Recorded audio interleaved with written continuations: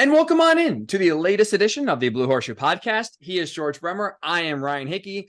We are back with you on this Wednesday, which going forward, mark your calendars. This is the date we will be recording and releasing moving forward throughout the offseason, barring any breaking news. Now, here's a hot take, George. This offseason should have less emergency pods than, let's say, last offseason. Is that fair to say? That would be the hope. I mean, you never know around the league, and especially with this franchise. But the hope would be that there won't be as many reasons to break out of the normal schedule. I mean, there's not a head coaching search. There's not a quarterback search that was dominating. All even after both those positions were filled, they were the dominant topics last offseason.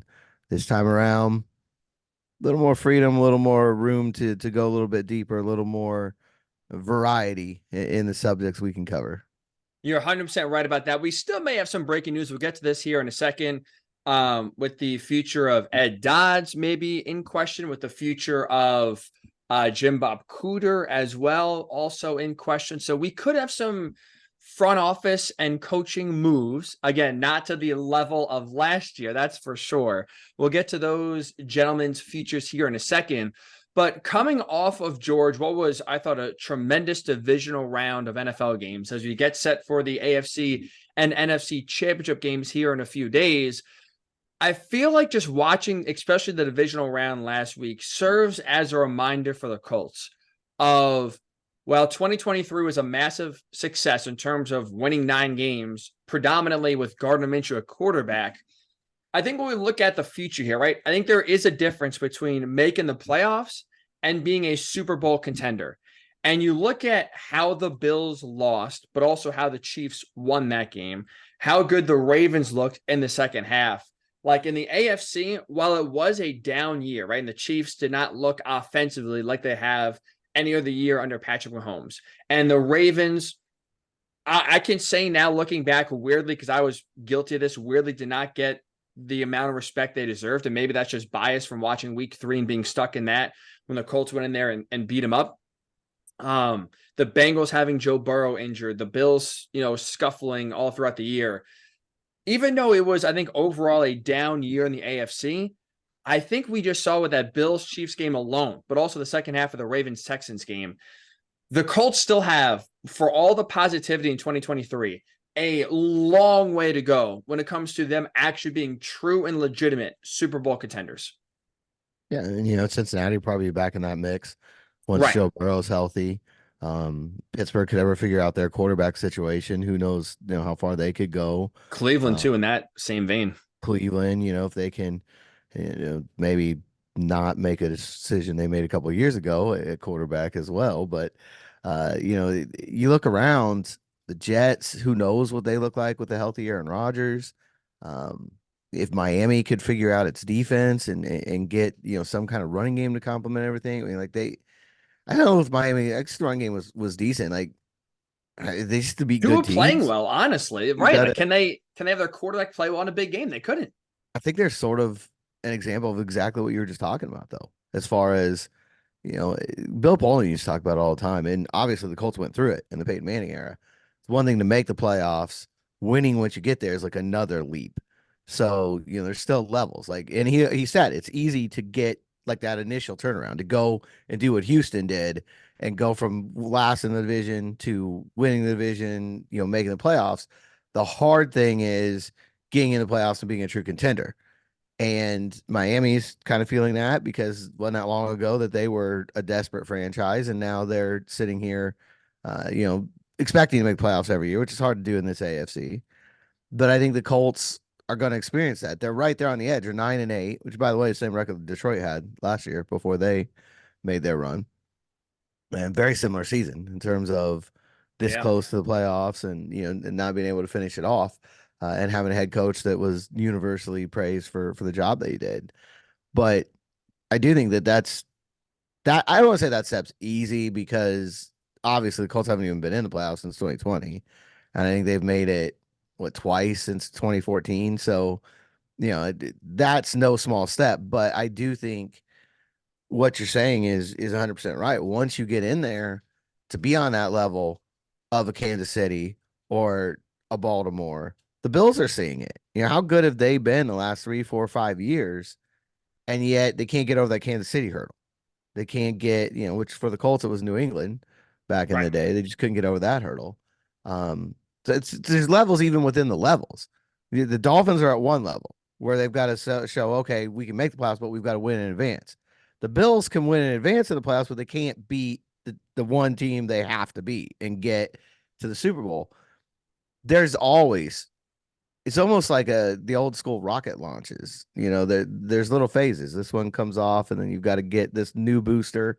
You've got to be able to raise your game. And I think part of that is, we'll get into this in a little bit, having that versatility, that the more ways you can win. And if you look at the Final Four, one of those key pieces the Colts don't have right now, defense. 3 of the Final Four teams are the top 3 scoring defenses in the NFL.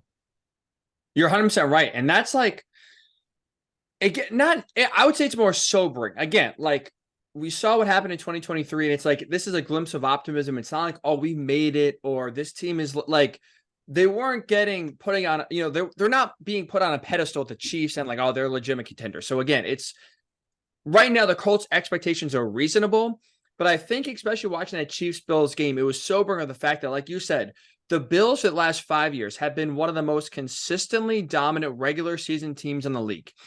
And it's the Chiefs. We even saw last year the Bengals as well. They get to the playoffs and it's completely different.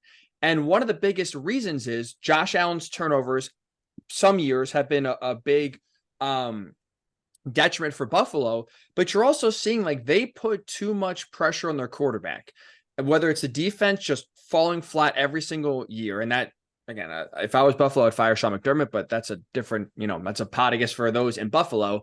But you see, like, I guess the thing is, like, you just see how hard it is to win. And I think in the playoffs, like you said, it's one thing to win 9 games in the regular season after winning 4 the previous year. Like you're right. It's not easy, but it's quote unquote easy, if that makes sense, where it's like the bar is so low that you can surprise teams and in the regular season get guys on bad days and you can win. I mean, hell, the Colts have beaten the Chiefs the last 2 times they've played them, with Jacoby Brissett and with Matt Ryan, who again had fumbling issues all throughout 2022. But it's like, as soon as you get to the postseason, it's a completely different animal, completely different season. And you see the Chiefs, like a level of attention to detail and just the small things that the winning plays they make that a team like Buffalo can make. And it just shows you how hard winning is, where you need the head coach, which I think so far the Colts can definitely say they have. I feel really good about Shane Steichen going forward. It's not just a good coach, but a coach that can win and give you an advantage in the postseason. So I think the Colts have that box checked. Can Anthony Richardson elevate his game in a big moment? We don't know. That's part of the frustration for 2023. You hoping to find that answer, couldn't find it out. Texans feel like they can check that box with CJ Stroud, with how well he played at the Colts and then in the first round against the Browns. But it's not like, I think so much attention gets paid to quarterback, George. Like you said, so many other areas get overlooked. Offensive line, let CJ Stroud down against the Ravens, even though there's no sacks. It's like he was running for his life the entire game, never was comfortable. That led to 0 offensive touchdowns and 0 points in the second half in what ended up becoming a runaway game for the Ravens. You see the offensive line for the Chiefs dominated the Bills, able to establish the run game. Defenses, like you said, really kept, for how bad it was for the first 3 quarters, kept San Francisco's season alive enough to allow Brock Purdy to drive down the field to win the game. Like, you truly need a true team effort, and things we don't really talk about in the regular season, George, get magnified in the playoffs. And it just shows you like how many boxes you need checked to win playoff games. And where there's a lot of optimism coming into 2024, there's a lot of questions with this team, just because, like you said, defensively, coaching, run game, secondary, special teams, everything gets all magnified. And if you don't have those boxes checked and you don't feel good about those areas, one weakness could be the difference between advancing or your season ending. And there's a random element to it too. I mean, Stephon Diggs pulls in that 60-yarder. Who knows how that game ends? Buffalo and Green Bay are both sitting home in part because they didn't make critical field goals. And there's other things that go into this too, that I think make it super difficult. But even with that random factor, you see the same teams. I mean, when Baltimore is clicking on all cylinders, and it doesn't happen, they've had injuries, they've had a lot of other things. It doesn't happen year in, year out, but you see them make deep runs before. They obviously won the Super Bowl after the 2012 season. But I think what they had to find out was, can Lamar Jackson raise his game? And he did against Houston. Kansas He City did.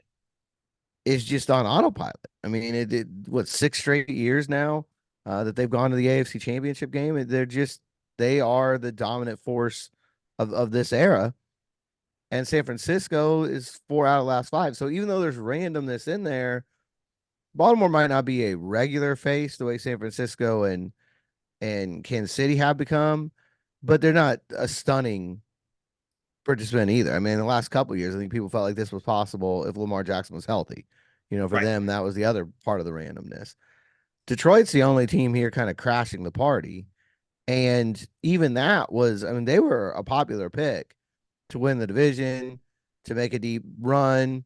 And you saw how much their crowd affected their first 2 home games. That's another thing the Colts need to do.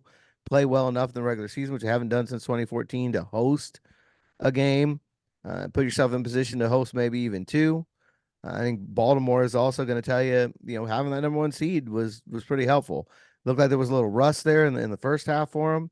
Shook that off, got the win, and now they're at home against Kansas City. We'll see how that plays out for them this weekend. But I think that's where the randomness comes in. There's so many other elements.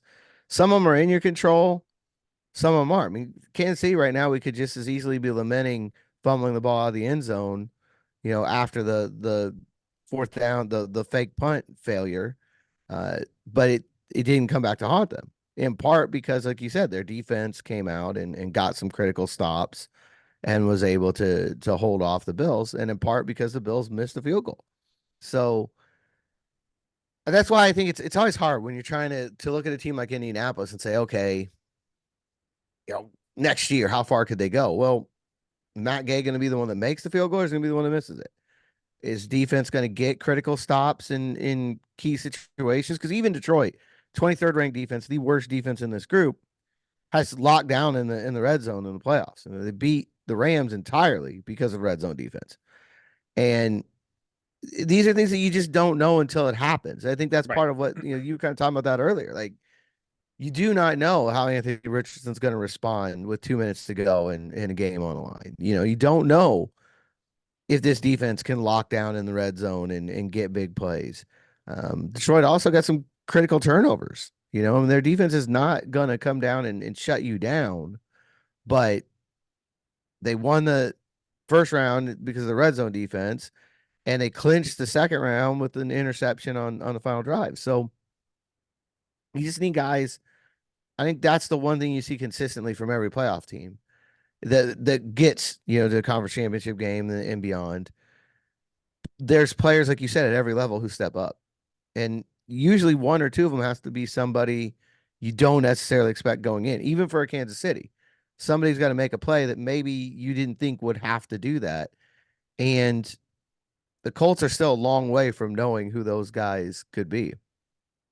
Right. And that just, I think, puts a lot of pressure on Chris Ballard, not just this offseason, but going forward, because like you said, like you look at the 4 teams remaining, and like maybe this is just sticking in my head more than anything because it was the last game we saw.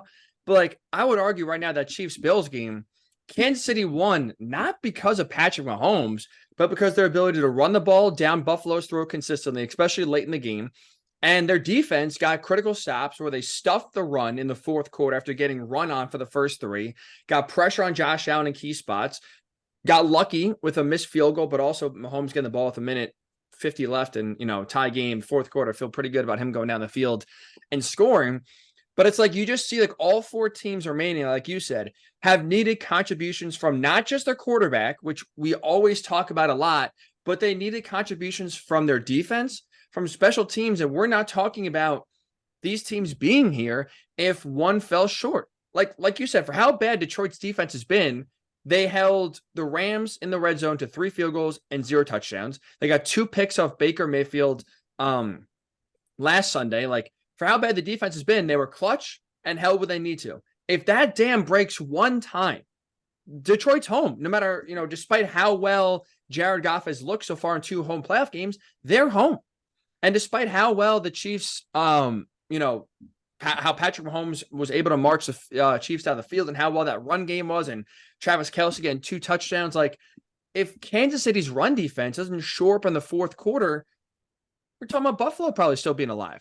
So it's like it's so many small things that are the difference, but it highlights again not only how well rounded you need to be, but also depth too. I mean, every team, it's January, George, right? Every team is banged up. No player's 100%. And you see also part of the reason why Buffalo's home is their depth is not very good. They are very top heavy offensively and defensively. And if they suffer an injury, they don't have quality players to come in and make plays where the Chiefs do, the 49ers do, the Lions have, and same with the Ravens. And so it's really tough. It is really, really tough. This AFC, I think, is only going to get tougher going forward the next few years. And while, yes, a lot of attention is going to be paid, rightfully so, right, on Anthony Richardson and Michael Pittman Jr. or whoever they try to get at receiver and Jonathan Taylor, it is truly all 53 guys on the roster that need to contribute, need to make plays in order to win in the playoffs. And that brings us to at least one move that could be made, which could make Chris Ballard's job harder. And that is the future of Ed Dodds, assistant GM right now. I mean, is it safe to say, George, as we record this on Wednesday morning, safe to call him the front runner for the Chargers GM job? I feel like at least that's what every report and every kind of anything you hear with that specific job opening, I feel like Ed Dodds is the first name you hear when it comes to the Chargers. Yeah, I mean, it certainly seems to be the way the river's flowing on that one. We've seen enough last few years with these off-season moves that you don't ever really want to take anything for granted. I mean, it wasn't that long ago that Jim Harbaugh was definitely the coach of the Vikings, and he wasn't.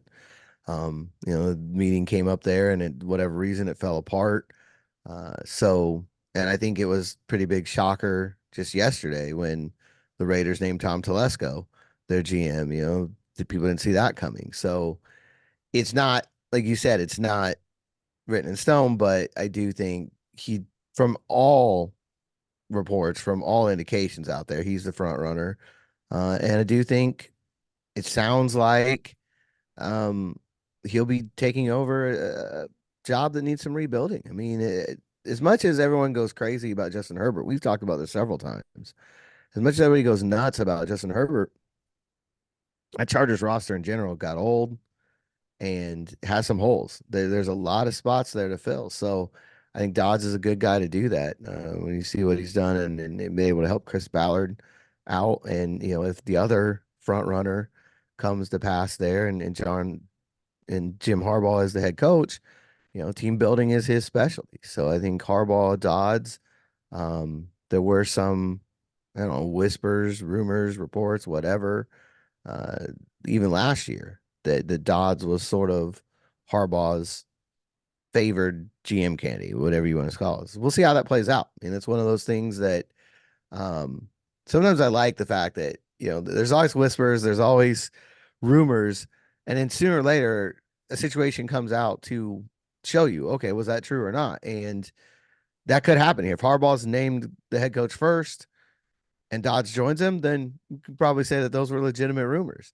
Somebody else ends up going with Harbaugh, maybe not. Or if Dodds goes and Harbaugh's not the coach, maybe not.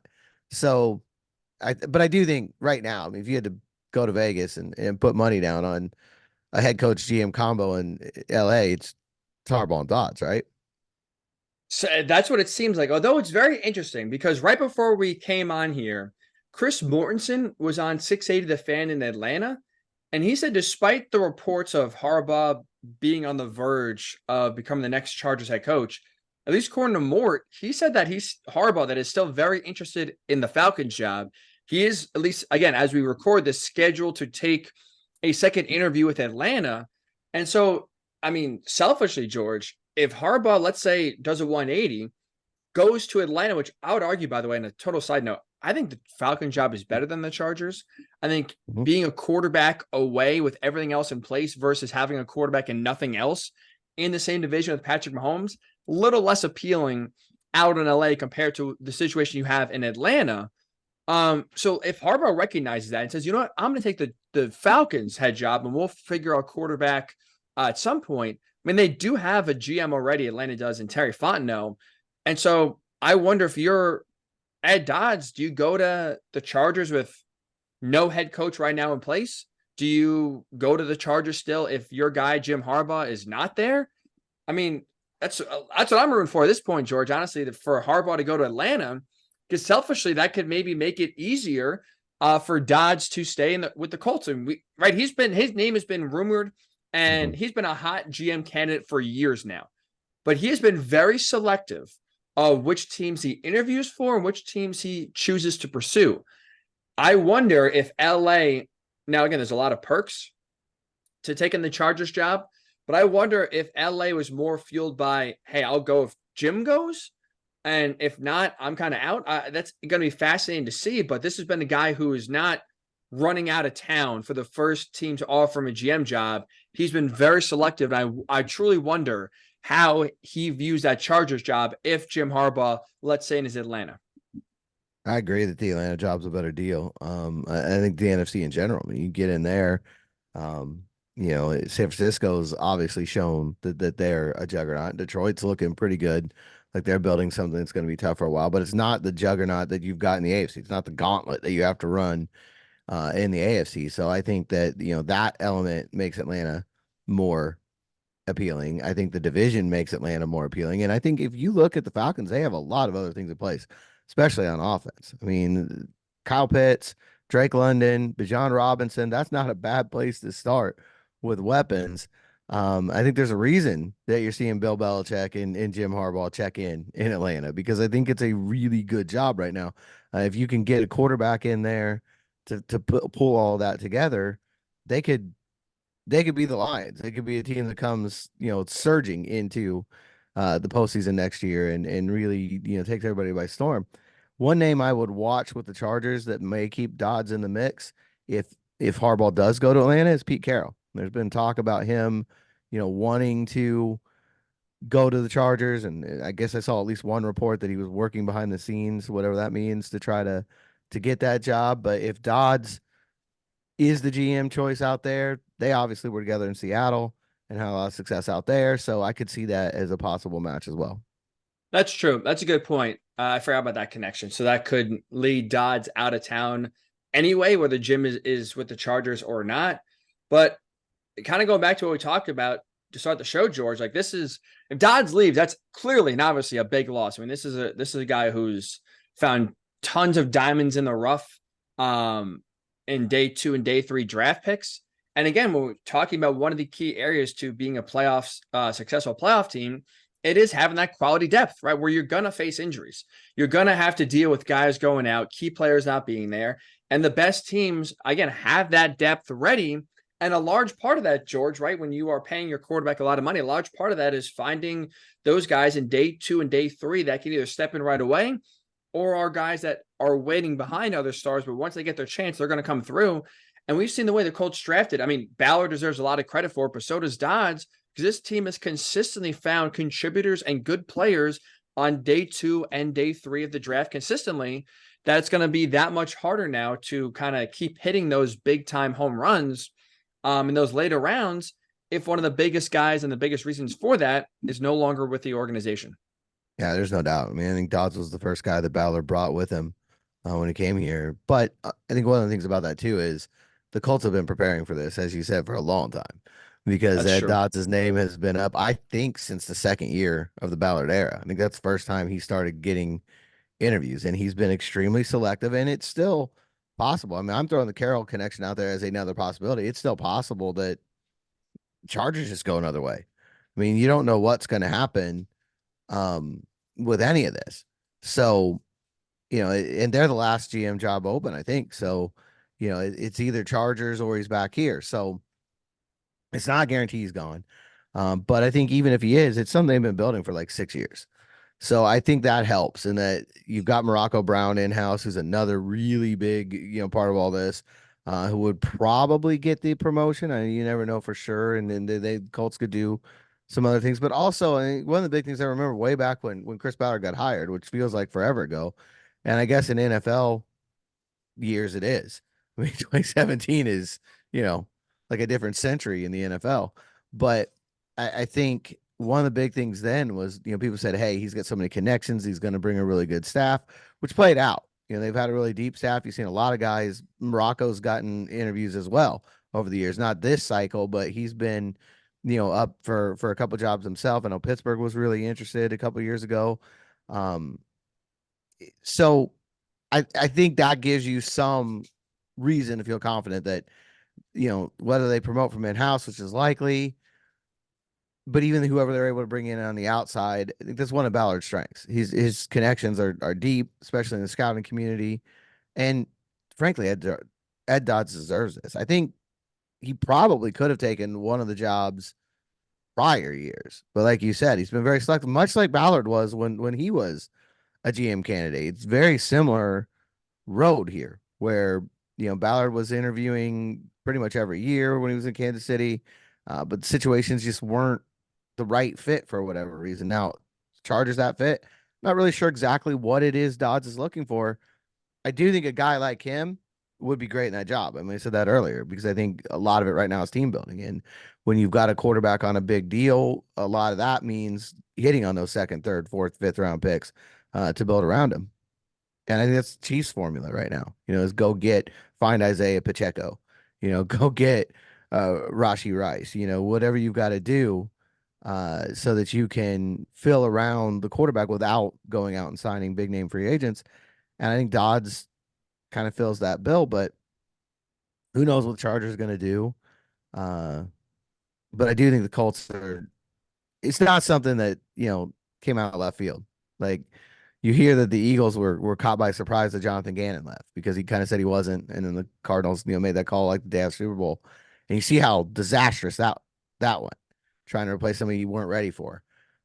The Colts are ready for this, which is good that if it does happen, like you said, you are prepared. It seems like Morocco Brown is basically going to, like I said, you'd assume he's going to slide up. So at least they have someone in the wings that's proven already that's not going to be a wild card. I think, again, like going back to kind of what we talked about, like being one of those true Super Bowl contenders, one of those areas, George, that a lot of those teams excel in is not just, again, having a GM that picks good players and makes good trades and finds a quarterback. That's all obviously important to the job, but it's also hiring good guys, both coaching staff wise and front office wise, that you can keep it going. And this is going to be the first time Ballard's going to be faced with that. Like I said, it seems like he's already had a good backup plan ready. So at least you can give him credit for that. And it seems like Morocco Brown, if he's the one that gets the promotion, would slide in pretty seamlessly and kind of fill the shoes of Dodds pretty well. But that's also another test for Ballard of, like, how good is he again? Free agents, draft picks, like that's where he gets drafted on. But it's also what makes a good team is how good are you at finding guys that you're going to work with closely and developing those guys to doing a really good job. And I think you're seeing it across the league. Like, it's easier, obviously, to point to with coaching, but that also brings us to our next point here of Jim Bob Cooter. Like, you look at Nick Sirianni, for example, right, who had a rock star OC in Shane Steichen in 2022, a rock star DC in Jonathan Gannon. You go to the Super Bowl, and even though in 2023 the talent didn't change. I mean, they lost a few players, but I mean, it's that roster is 85% intact from the one that went to the Super Bowl to 2023. But you see how much of a disaster the second half of the year was for Philly, in part because the players are basically telling you, we don't trust the coaching staff. And so for Nick Sirianni, especially, he's been a coach that is a good motivator, gets the guys inspired, but also is looking like a little bit of a question mark and a front runner where, hey, he made good hires to his credit. He brought Shane Steichen and he brought Jonathan Gannon. He nailed those two hires. But you're starting to see when you don't nail those hires, you all of a sudden lose a lot of shine off your star. And so Chris Ballard, again, I'm more of a Ballard guy. I know there's plenty of fans out there that want him gone and think the Colts could do better. I've been a Ballard defender and a believer. One of those areas, though, if he cannot hire well with guys around him and insulate himself with good and smart people, he's going to get exposed. And that's, again, you're seeing it. It's easier to see with coaching, but you're seeing it across the league. You can have plenty of head coaches that look good that are maybe propped up by their assistant coaches to where if they're not there and they swing and miss on those hires, it gets ugly, and it gets ugly quickly. Yeah, oh, there's no doubt. You see that every year. I think it's one of the things that is always one of the more underrated parts of the offseason when somebody loses both coordinators. That's never easy. And then that's what happened in Philly. And you see it. And also it coincided with that defense getting really old. I mean, for whatever purpose, especially the secondary, a lot of 30-year-olds, a lot of 30 plus guys out there, and they were playing like it, at the end of the year. When you're a step slow in this league, it shows up quickly. So there's definitely some rebuilding to be done over there.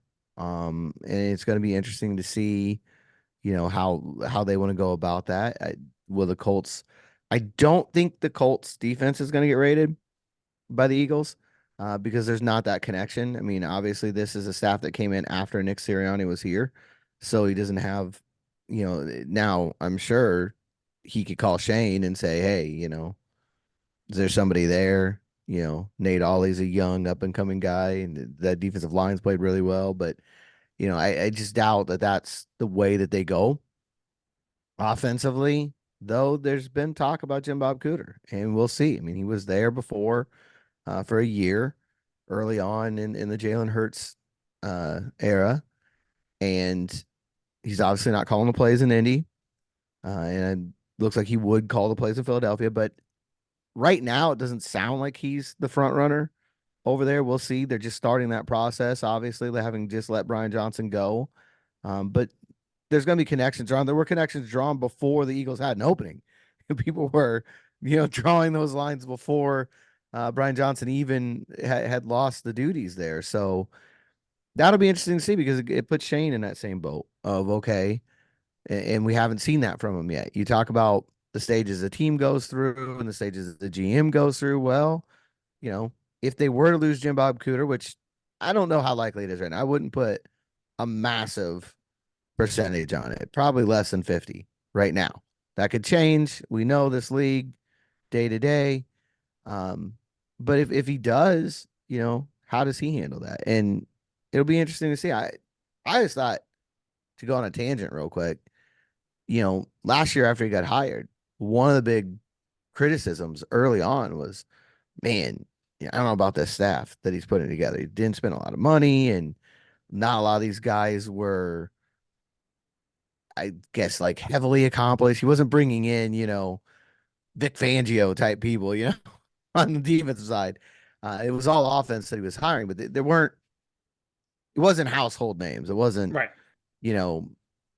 Big, splashy. It just felt like every time Carolina hired a new assistant, there was a big headline. Oh, yeah, they got Ejiro Evero, and he was in the head coaching talk. And, and even some of the other jobs. And Houston was getting some big names that they were bringing in. And Brian Slowick obviously proved that, hey, probably a good call. But that wasn't happening with Shane. And I remember specifically at the combine, there was a lot of angst. Man, did he even put together a staff that can win? Staff looked pretty good when he got out there and they played. I mean, Tony Sperano Jr., we talked about before, probably the best of all that bunch. But Shane in particular praised Jim Bob Cooter several times throughout this year, was promoting him for a head coaching job. So I think that's another situation where even if he doesn't go to Philly this year, it's sort of like the Ed Dodds situation. I think Shane's already in his mind preparing to move on because he knows it's going to happen sooner or later. And we've seen him put together a staff that was pretty good already. So I feel confident he can, replace guys well too. I was just going to say, that's like, if we live in a world where, let's just say Jim Bob Cooter does leave, Philly, etc., and the Colts have a vacant OC position, I'm with you. I feel pretty confident that Shane's going to nail it with whoever he brings in, because number one, he gives you no reason to doubt him off of the hires he made last year. Where, again, we were talking about in the last pod, the offensive MVP, and we could have easily made a case for it being Tony Sperano Jr. with the turnaround he had with this offensive line alone.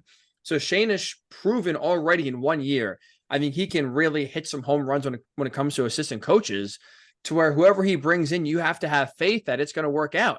Now, it's also easier for him to hire an OC, let's say, compared to Philly, because Shane's calling the plays. Mhm. And so Nick Sirianni's, future is in really the hands of whoever's calling the plays for him. And it looked really damn good when it was Shane Steichen and his genius. It looked really damn bad when it's Brian Johnson being unable to, figure out a game plan that works well for Jalen Hurts. It obviously helps that Shane is the one in control of the plays. So, that should not change from year to year. But it's like if, let's just say basically the Eagles and the Colts do a swap, right? Brian Johnson comes over, Jim Bob Cooter goes to Philly. I feel really good, George, that Brian Johnson is going to work out. Again, you don't have to worry about him calling plays. And you look at the connection that he had with working with Shane in Philly in 2022 as the quarterback coach for Jalen Hurts. He's at least, you hear people talk. Brian Johnson got credit for developing Jalen Hurts into having him be an MVP like quarterback in 2022. He has a connection where he was the quarterback coach and offensive coordinator at Florida in Anthony Richardson's freshman year. Now, Richardson, I think, had like 2 passing attempts, so he barely played, but at least he was coaching, like he was in the same room as him every single day, coaching him up, even though he wasn't the starter. Like, there are a lot of connections there and reasons to believe that with Brian Johnson not calling the plays, which was easily his biggest weakness with the Eagles and why he's fired, there's a lot of reason to believe that if that swap does happen, let's just say in this world we're living in, I feel very confident that the Colts are not going to skip a beat, and it's not going to impact Richardson, because that's the one area, George, right, whoever is the OC is not going to be calling plays. If Jim Bob Cooter leaves, it is a different voice that is talking with and working with Richardson, different coaching style. So even though the terminology is staying the same and the new OC is not calling plays, there is still a learning curve and adjustment that Richardson and the new coach have to make with learning with each other, that you feel pretty good it would be relatively seamless if it is a guy, let's say, like Brian Johnson coming in, if, of course, Jim Bob Cooter does leave to call plays for the Eagles or another team. Yeah, I think one thing that Shane really showed a lot of this year was problem solving, whether that's in game, whether it's week to week.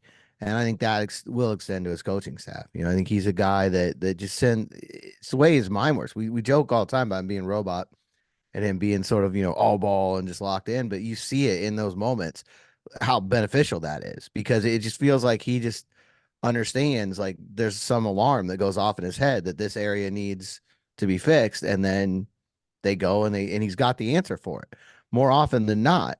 And that's why a team loses as many key players as the Colts lost this year and still comes 15 yards away from winning the division title. And so I would expect that to extend the coaching staff, because as we said, there was a lot of doubt last year about these guys he hired. And now it's like, hey, put together a pretty good staff, put together a really good staff. And now already one of them's drawing some interest from outside. We'll see how that goes. But I also wonder with Brian Johnson, you mentioned it was a brief time, that he was there with Richardson. We know that he was one of the people that Shane consulted before the draft. It's obviously, why would you not? When you know somebody who you previously worked with, who's been hands-on with one of the prospects, you're obviously going to make that call. That's not shocking. But Richardson also had a lot of praise for Brian Johnson at times. It felt like, when he was a freshman and he's not on the field, but he was learning things and it was very beneficial to him. So, I think that's why you see a lot of smoke around that connection, because obviously it's going to be very rare that there's a guy on the market who's got connections to both your head coach and your quarterback in this league. That's not going to be very common unless he was working with your team before. That's not going to be something you see a lot of. So I do wonder, sort of in that idea of like Morocco Brown is kind of poised to take over for Ed Dodds. Do the Colts set something like that up on the coaching side? Do they bring Brian Johnson in, even if Jim Bob Cooter doesn't get a job, with the thought process of he's going to eventually? He'll either be, promoted, quote unquote. And that's something that's important too, to note, because I know that I had this question. You literally looked it up right before we started recording. The Colts cannot block Jim Bob Cooter if he's going to call plays somewhere else. That will count as promotion under these arcane rules that the NFL has. It's hard sometimes to know. They cannot block him. And Philly specifically, or anybody else that wants to say, hey, come in here and literally run the offense. So he'd be free to go, if he so chooses. And I don't know where his heart lies either. I mean, he may say, hey, this is a pretty good gig I got right now. And if it's not a head coaching job, I'm not going to go. But regardless of that, if Jim Bob's still here next year, which I think right now is the greater likelihood, you still bring in Brian Johnson because of those connections and because of the fact that, hey, what if Jim Bob gets a job next year? What if the Colts achieve their wild dreams next year and they win the division, they win a couple playoff games, and he's a hot name in the head coaching circle? Maybe having Brian Johnson already on staff would be beneficial.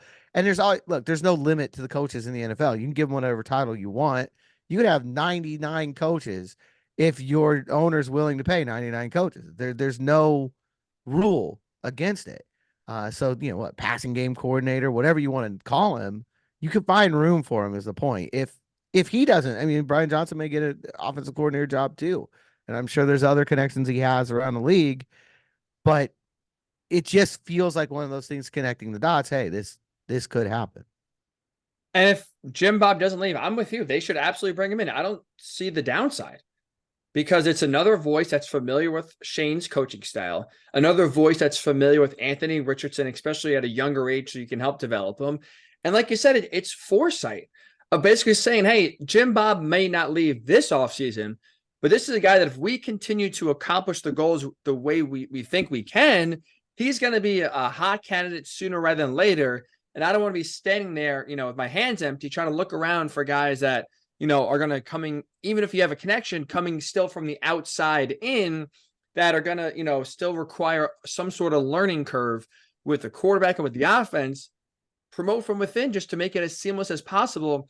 I think that's what a lot of great coaches do, George. There's a lot that goes into it. And the reason why coaching is so freaking hard and why there are not that many great coaches in the league that can do it all, because it's all encompassing. There's so many different areas you have to focus on. It's not just calling plays, or it's not just drafting the quarterback, or it's not just getting your team ready to play. There's like a million boxes you got to check in order to get your team ready to go.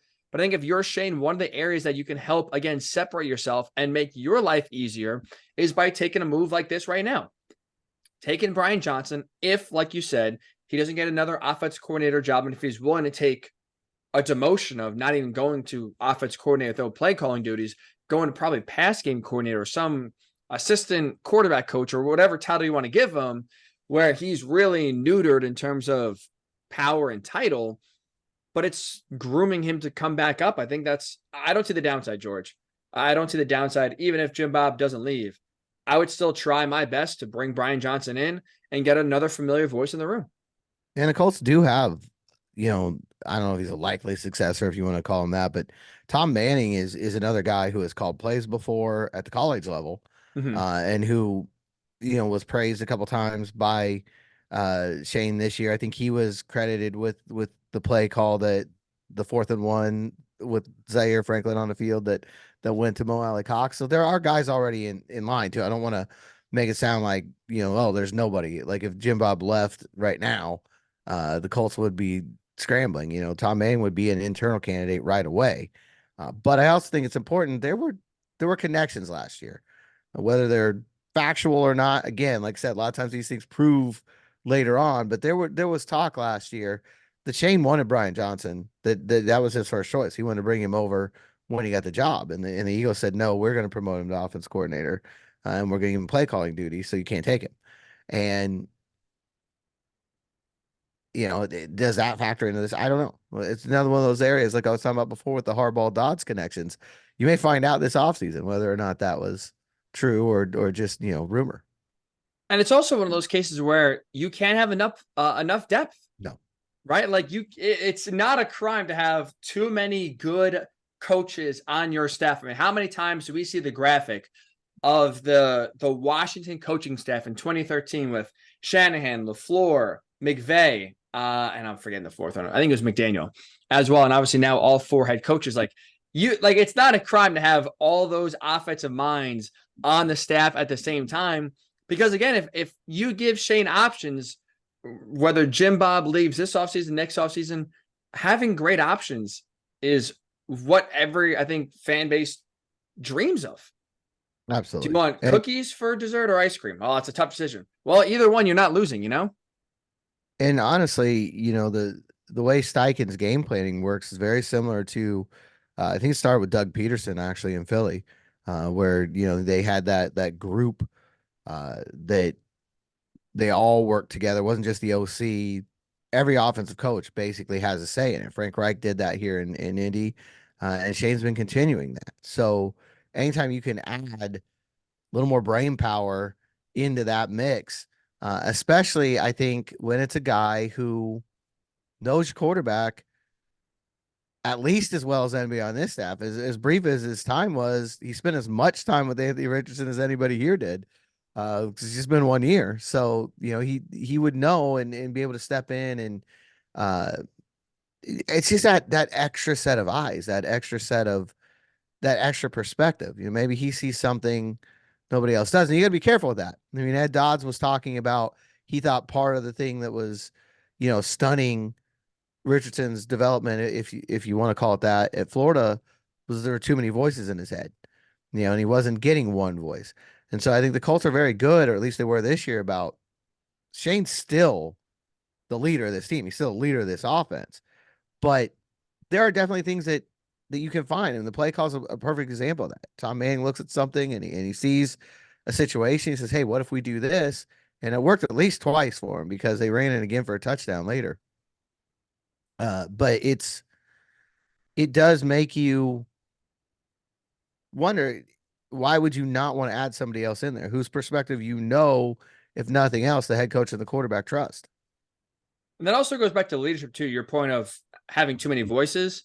You can have a lot of voices, but if the message is generally the same, I think that's where you truly hit the happy medium of, look, we're all on the same, everyone understands the goal here. This is the type of offense. This is how we're going to coach AR, whatever it may be. If everyone understands the general assignment, but like you said, then all of a sudden you can add wrinkles to Tom Manning's point. Well, what if we just add Zaire here to add to this play already? That could really change it up. He said it works. Like the message, that's where good coaching, good leadership comes from. If all the coaches understand the mission, but they can give different tidbits on how to make it better without, while still staying in the structure of what you're trying to do, that's when true genius comes out. And that's where, like you said, the confluence of voices, even though it could be 5 or 6 voices feeding into the game plan, it's not chaos or it's not just loud noise because it's all funneled with the idea of this is what we're trying to accomplish. And this is how, we can do it in different ways versus let's do this play. And like you have 5 different voices talking about 5 completely different things and contradicting each other. And that's when all of a sudden you get a mess. And that's when, like you said, you halt in your growth as an offense, halt in your growth as a player. And it becomes more detrimental than it is a positive to have all those voices kind of as one. Really quickly, going back to the analogy, you a cookies guy or an ice cream guy if you have dessert? One choice. Usually ice cream, but it's kind of mixed because like cookies and cream, you kind of get both. I mean, you get like a nice warm cookie with a little scoop of ice cream on top, all in. You can't go wrong either way. But I think the combination here is and that's what we're talking about. Like, get as many things in there as you can. Works the same way. Works the same exact way. Yeah, right. Why have cookies or ice cream? You put both in there. You talk about a great combo. That's same with coaching. Add Brian Johnson. He could be the ice cream to the already warm cookie. And now hopefully we're talking about AR's development going off to that next level. Speaking of which, George, to wrap up today's pod, again, coming off of divisional round weekend, there are a few offenses that you can watch last weekend and still some offenses you can watch this upcoming weekend that the Colts can look and take things from. And 2 that are obvious, that are interesting are, right, the Lamar Jackson Ravens offense and the Josh Allen Bills offense, in part because you can kind of look at AR as a mix of both quarterbacks, size, speed, power, running ability, throwing ability. He's really the perfect mix between both Lamar and Allen. Do you look at those teams, the Bills and the Ravens, and say the Colts should try to mirror themselves more towards Baltimore's style, more towards Buffalo's style? Watching this weekend, does that kind of give you any sort of hints of how the Colts should look in 2024 and beyond? Yeah, it was fun because you watch them back-to-back days this weekend, right? I mean, Baltimore on Saturday and then Buffalo on Sunday. So, and with those thoughts in mind, anytime there's a dual threat quarterback out there, you're thinking, how does AR compare to this guy? How would you use him? And I think if you look at what Shane has said and what Chris Ballard has said, they lean more towards the Buffalo model, which is throw first. Baltimore, I think, is run first. To make it the most simple terms, and Baltimore showed it is very effective in doing what it does. Was 230 some yards against the Texans on the Rip them ground. up. That's you don't do that very often in the NFL, and you really don't do it very often in the postseason in the NFL. So there's certainly effective element to that offense that the Colts can replicate some of that because I do think that that's what they're hoping as far as the Taylor Richardson combo can produce. But I do think if you listen to Shane, you throw to score points, you run to win, and you listen to Ballard in his postseason press conference. One of the first things he mentioned is Richardson's a better passer right now than he thought he would be. That coming in out of the package, he was a better passer than Ballard expected him to be. So that to me tells you that they're still focused on throwing the ball first. And I think Baltimore, they can make big plays in the passing game, but that's not when you think back to Ravens highlights, it's usually Lamar Jackson scrambling, or making something happen with his feet. Buffalo is going to take those shots like that 60-yarder that should have connected. That's not an unusual play in the Bills offense. And I think when you look at the highlights for the Bills, if it's not Josh Allen, putting himself in some severe danger, probably the next thing that comes to mind is him throwing the ball deep. And I think the Colts are going to be more of that. But I also think, and you kind of talked about this a little bit before the show, the important thing is not to mimic Buffalo or Baltimore or Philadelphia. It's to be your own animal. And that's what wins in this league. And I think Taylor gives them an element because if you say, okay, they're pass first like Buffalo, but the Bills are best when their running game's going. I mean, there's no doubt about it. They've been their most dangerous when James Cook started cooking late in the year. That run that they made to win the division coincided with the run game greatly improving. But imagine if Jonathan Taylor's out there. If you put Jonathan Taylor on the field in that Bills offense, do they beat the Chiefs on Sunday? I don't know. Likewise, if you put Jonathan Taylor out there with the Ravens when they're running for 230 yards already, is their passing game more explosive because of it? Are they able to make more plays in the passing game? So I think Taylor's the key here. I think the philosophy is going to be more towards Buffalo in terms of we're going to throw the ball first and then we're going to run it after we get the lead on you. But I think Taylor gives them a chance to make the answer neither. I was going to say, I feel like it's honestly a 3-team blend. So I think you can take aspects from the Ravens offense, from the Bills offense, and I would say from the Chiefs offense as well. Because I'm with you. The way the Colts talk about Richardson, the way the Colts talk about their philosophy and offense, it feels like it is going to be a Chiefs offense where it is going to be pass first, where you're going to ask Richardson to drop back more than you're going to, ask. Well, you're definitely going to ask him to drop back more than you ask him to run the ball. But it feels like you're going to try to drop back slightly more than you try to be able to run the ball in general. So it's going to be an aerial offense that, like you said, is going to take deep shots. The Chiefs do it a lot. The Bills do it a lot. But because you have Jonathan Taylor, you also mix in the Baltimore Ravens RPO style of offense where Josh Allen, I mean, they do RPOs a little bit with James Cook, but it's like you said, the running game's not consistent enough to where you can actually do it and have it work. So anytime Josh Allen runs, it's either off of broken plays or it's basically quarterback power or quarterback sweep. There's not a lot of forcing the defensive end to make a decision of, do I take Cook or do I take Allen? The Ravens, we see do that a lot with Lamar, and Lamar is the big reason why defenses don't know what to do. The running backs, though, are hurt and are not very good. Definitely not like Jonathan Taylor. So if you now have an offense where AR can pull it and run around the edge for 60 yards easily, Jonathan Taylor, you can hand it off and he could take it, hit a hole, 60 yards, touchdown. like you said, it's like you got to almost blend all three where you're not going to, I think, run the ball to the frequency that Lamar runs the ball. Like I was looking at it this year, even though they tried to, they did pass the ball more this year than they ever had before with Lamar and the Baltimore offense. With that said, though, Lamar still averaged 10 carries a game. You're not going to have Anthony Richardson carry the ball 10 times a game. At least not ideally, because you have Jonathan Taylor. But it's like if you can run him 6 times a game, but have the RPOs working where it's a few handoffs to JT, you take the pressure off of Richardson to where maybe even half the time he's running, it's just plays broken down, everyone's covered. Now I'm going to be like Josh Allen, make a play, which also could be safer because if, you can control more of not running inside the tackles, running outside, sliding, getting out of bounds, just like that. Running off of a pass play I think is more safer for Richardson in terms of getting hit less versus calling a quarterback power up the middle like the Bills like to do with Josh Allen. So it feels like the perfect blend is all three, where you put a lot of the Chiefs passing principles in there with the Bills, with the running ability of Josh Allen off of broken plays, with the RPO style of the Ravens and Lamar Jackson. It feels like you have a hybrid, and you're right, George. You don't want to be like, not that the Colts are going to do this or they're giving you a hint of it, but you don't want to be Bills light, Ravens light, where it's like, oh, the game plan for defending the Ravens, look, you can use the same game plan for the Colts. You want to be different because it makes it harder to prepare for you in the playoffs. And it makes it harder to take things away. But it's also like you have different personnel. So you want to, like you said, use that to your strength versus, oh, let's just be the Ravens. So we're going to throw the ball and we're not throwing and we're going to run it with Lamar. You don't, like, Lamar led the Ravens in carries and yards. You don't want that. No, you don't want that whatsoever. Nor does Jonathan Taylor want that. No, he definitely doesn't want that, and nor should he. I mean, you look at what he did at the end of the year with that 188-yard day against Texans, and almost willed the Colts into the playoffs.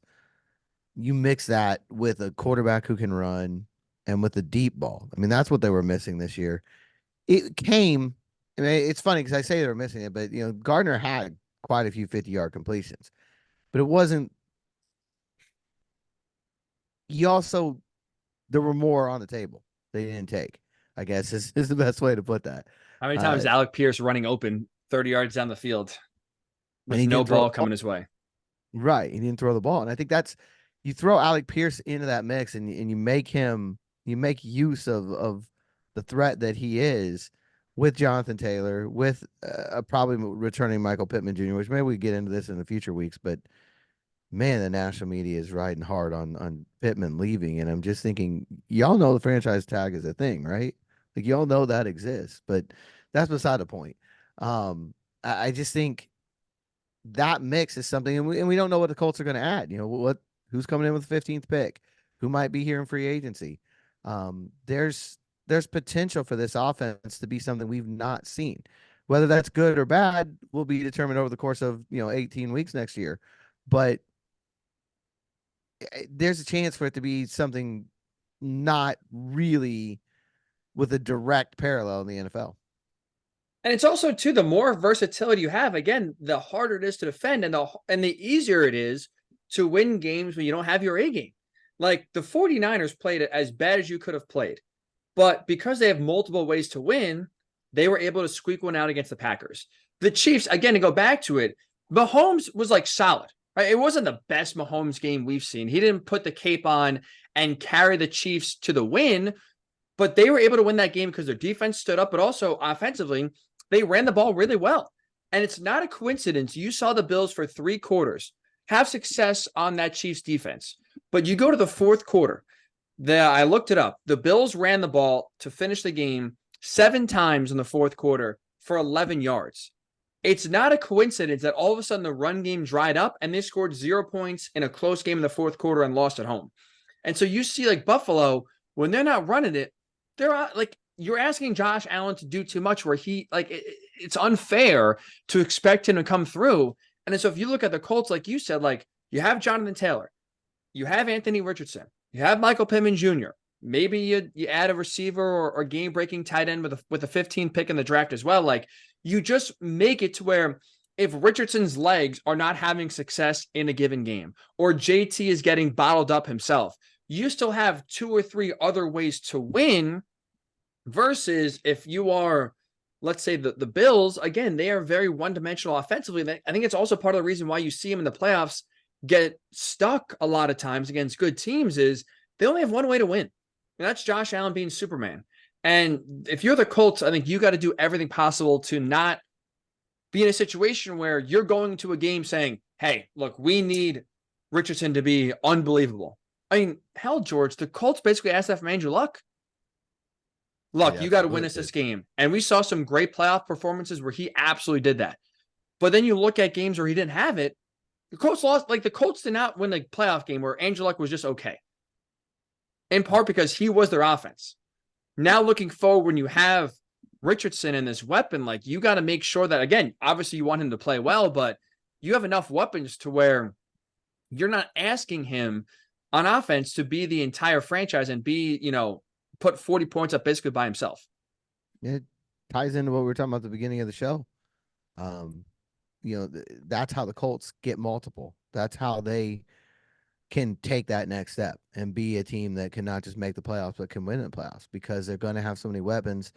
And it affects you during the week. I mean, if you're an opposing defense coordinator and you're going to be spread pretty thin trying to figure out, all right, got to worry about Jonathan Taylor, got to worry about Richardson's legs, got to have a plan for Pittman, got to have a plan for the deep ball. That's a lot to work on in a given week. And I think that's what the Colts are going to do. I think that's the idea. I mean, we'll see what they do when it's all down there, but that's right. That's the blueprint. That's the plan. And I think that's what Steichen, I think ideally wants to be that guy that, 1 week they're the Ravens. They ran for 230 yards and won the game. The next week they're the Chiefs and they threw for 400 yards and won the game. The week after that, it's 200 each or, 300, 100. Like I think that's the goal is to get out there and be what you need to be on that week. And you look at the best teams in the NFL and you said at the top of the show, that's who they are. Baltimore's been able to evolve and win low scoring games and win shootouts. Kansas City won on Sunday without Patrick Mahomes putting on a cape and being Superman to lead them all the way. Detroit, their defense has done just enough to win these games.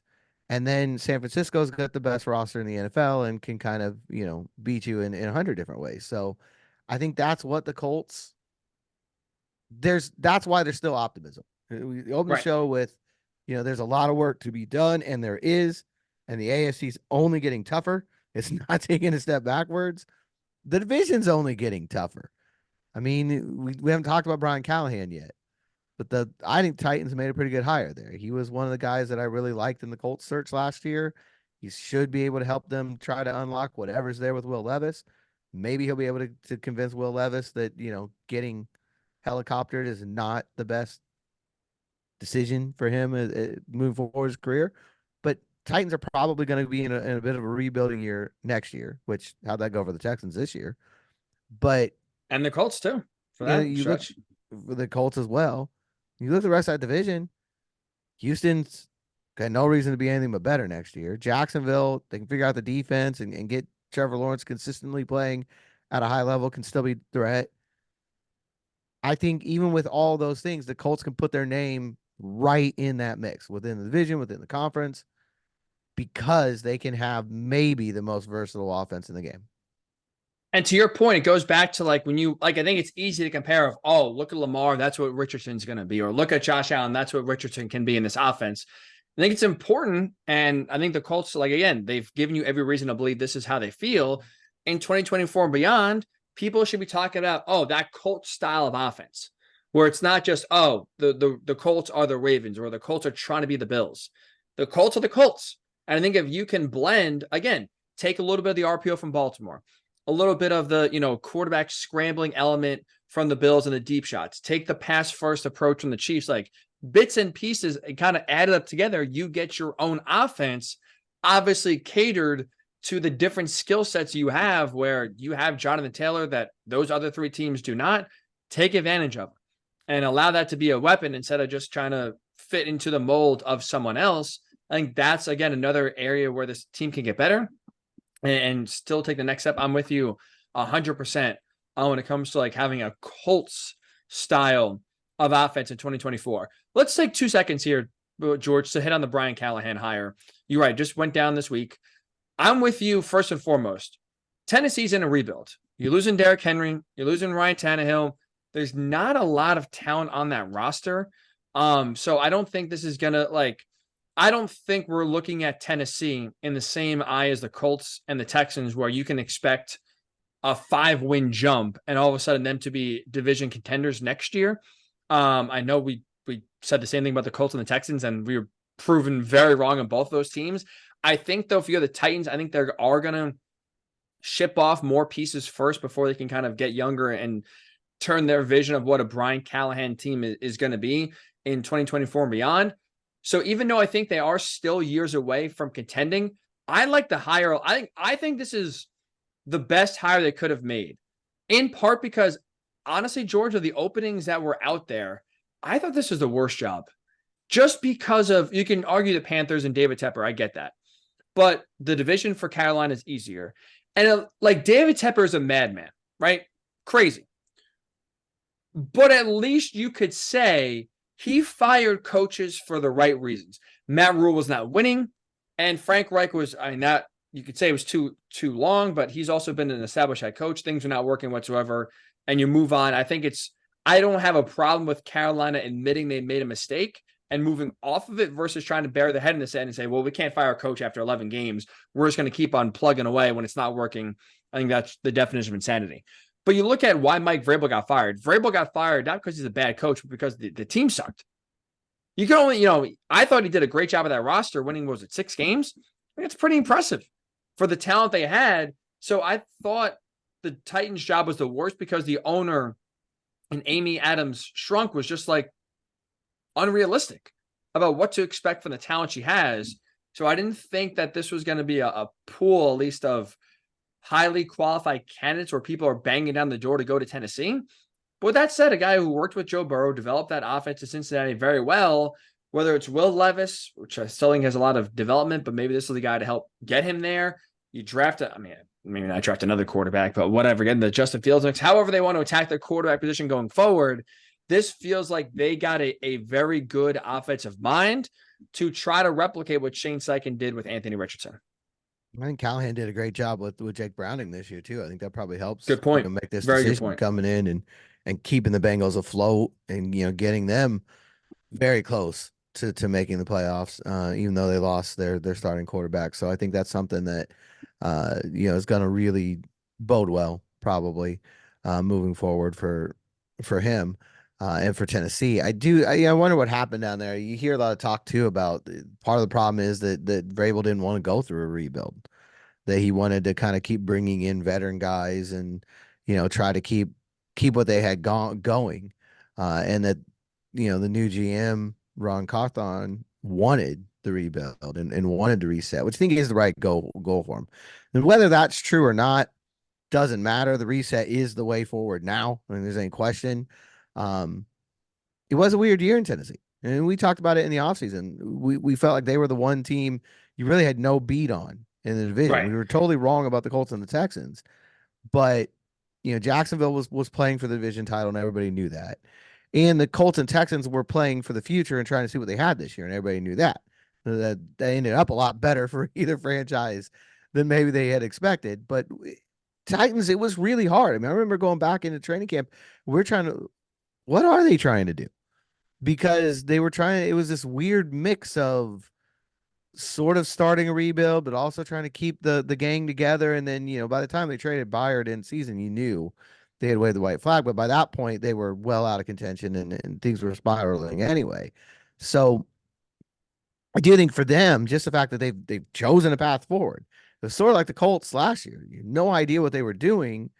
There were contradictory messages coming out with every move. Tennessee was kind of in that boat, but now that clutter's gone and you can just move forward. And look, the AFC South, not going to be a joke of a division any longer. I think you got 3 legit contenders, and Tennessee, if Callahan's the right hire, could join them sooner than later.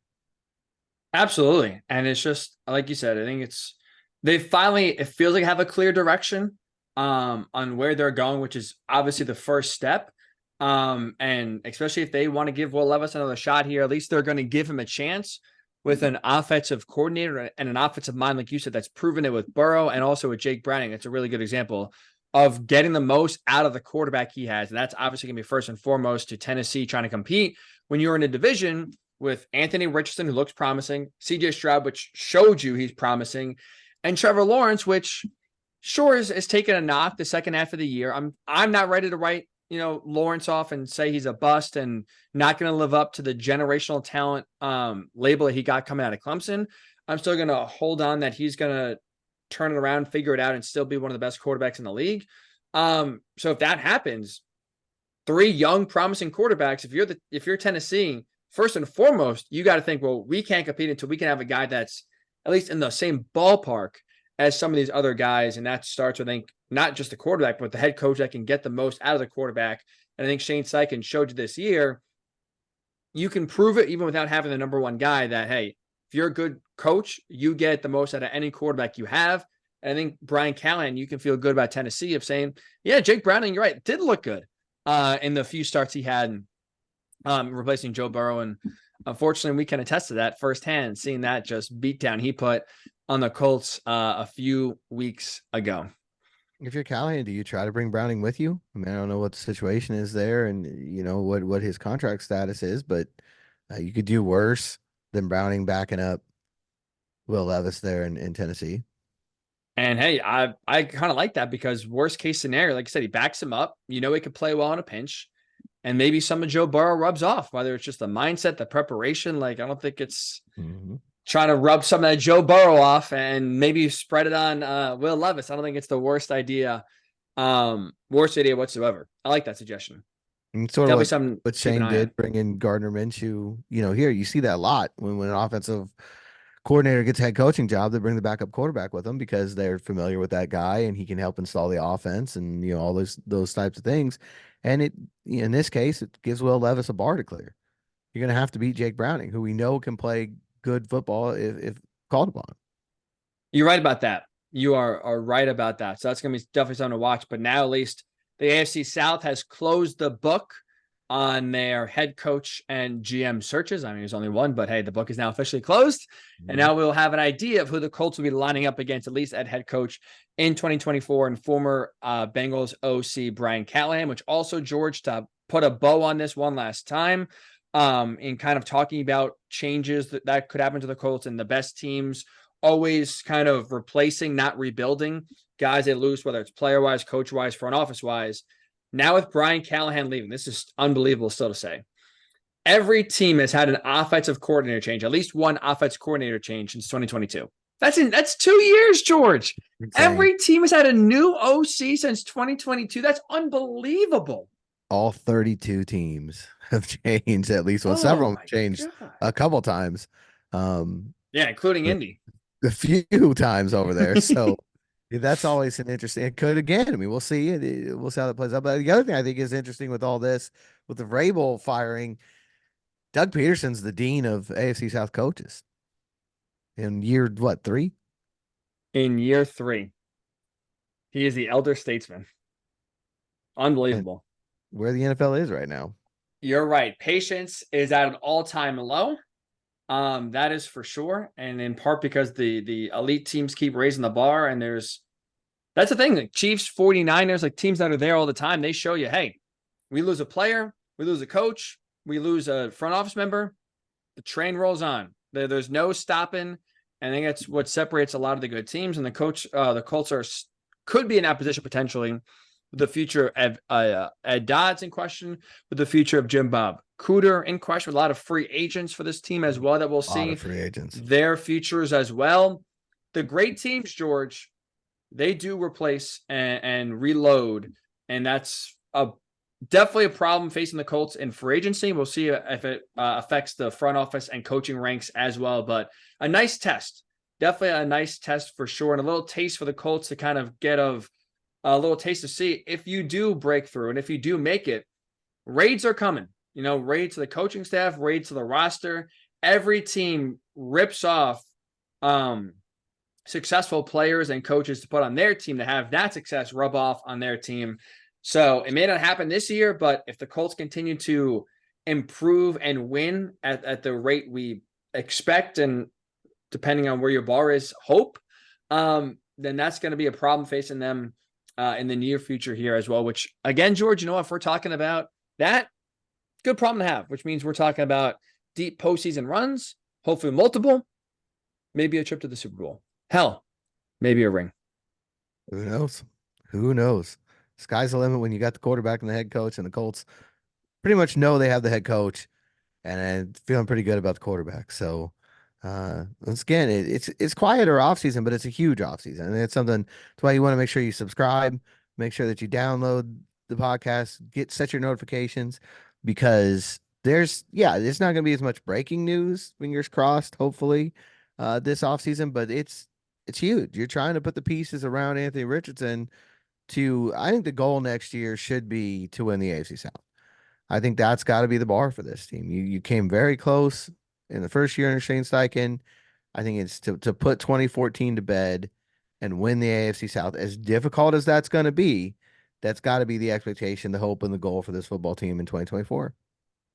I'm with you. I like that goal. And with that said, we got a lot of pods going forward that will reinforce that goal and also see how the Colts can get closer to winning the division for the first time in what would be a decade in 2024. So yeah, like George said, subscribe on YouTube, Blue Horseshoe Podcast. Subscribe wherever you get your pods. Same name, Blue Horseshoe Podcast. We keep it very simple and very easy. The name is the same on all platforms, so no excuse not to find us. We got draft analysts coming on soon to talk about what the Colts do at 15. We'll discuss a lot about free agency, both the Colts class and also guys they maybe could target to come on in with a lot of free agent money to spend this offseason. So even though we're not looking for a head coach, thankfully, not looking for a quarterback, thankfully, still, George, a lot to break down and discuss as we start to look ahead to 2024. Really fast here. Here's a AFC and NFC title game guarantee. Ravens 49ers Super Bowl. Why? Because the Colts have had a history. They play close and or beat the teams in the Super Bowl. Now, they've not played the 49ers, the Lions in a few years. 2021, they beat them in San Francisco. I think that's the most recent time they played the 49ers or the Lions. So that's going to carry over there. 49ers going to beat the Lions. And because the Colts beat the Ravens this year, Ravens going to the Super Bowl. Lock it up. I feel good about those picks. And then those are the picks I made in print. I just feel like it's going to be another number one seed versus number one seed Super Bowl. So I guess, although we had good run this year, so we'll see. But if our luck from last year comes back, then we'd have to congratulate the Lions and the Chiefs. You're right. But also the Colts have shown a propensity. They only beat teams that win the Super Bowl. That is a fact. And I think right now Baltimore's got that in their back pocket. That was key. That was 3D chess by John Harbaugh in week 3. They knew they could give a week 3 game away if it meant in the long run, hey, the Colts control who wins the Super Bowl. You can't win the Super Bowl if Indy doesn't beat you. Credit to you, John Harbaugh. Like you said, he had tremendous foresight to see what was happening. That's why Lamar Jackson raising up the Lombardi trophy. On that note, enjoy the rest of your week. Enjoy the playoffs. On Sunday, we will be back with the latest and new edition of the Blue Horseshoe Pod next Wednesday. So until then, talk to you. Have a great week. I screwed up, George. We're going to end there. Have a great week. We'll talk to you next Wednesday. It's been the Blue Horseshoe Pod.